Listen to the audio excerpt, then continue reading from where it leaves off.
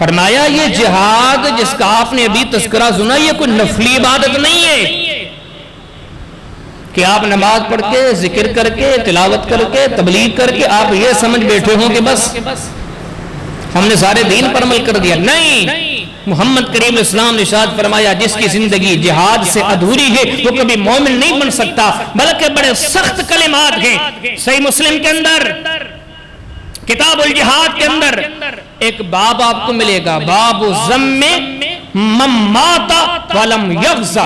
نبی کریم اسلام ارشاد فرماتے ہیں جس نے نہ کبھی جہاد کیا، نہ کبھی جہاد کے جذبے سے اپنے آپ کو سرشار رکھا، نہ دلی طور پر جہاد کا فکر کیا، اللہ کے حبیب فرماتے ہیں اگر وہ بندہ فوت ہو گیا مات علی شعبۃ من النفاق، سمجھو کہ وہ منافق بن کے مرا گیا.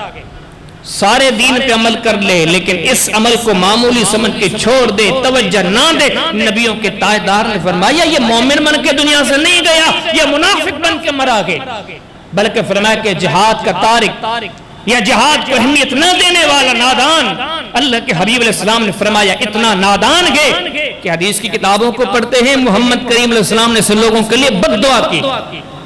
سنن ابی داؤد کے اندر کتاب الجہاد کے اندر ایک باب ہے، باب کراہیت ترک الغزو فی سبیل اللہ. اللہ کے حبیب علیہ السلام فرماتے ہیں جو لوگ جہاد نہیں کرتے، جو لوگ جہاد کا جذبہ نہیں رکھتے، فرمایا اصابہ اللہ بقاریۃ یوم القیامہ. نبیوں کے سردار نے ارشاد فرمایا کاش قیامت کے دن یہ بندہ ذلیل ہو جائے، اس کو رسوائی پکڑ لے، اللہ کے عذاب پکڑ لے جس نے کبھی جہاد اختیار نہیں کیا. تو میرے محترم دوستو جہاد صرف عظیم ہی نہیں بلکہ ہمارے لیے فرض ہے.